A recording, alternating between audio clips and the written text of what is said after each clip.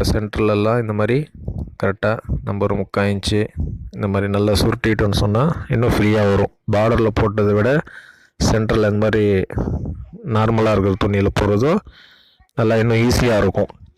கரெக்டாக முடிச்சு போடணும். இந்த பாருங்கள், முடிச்சு போடுறோம் பாருங்கள், இந்த மாதிரி தான்.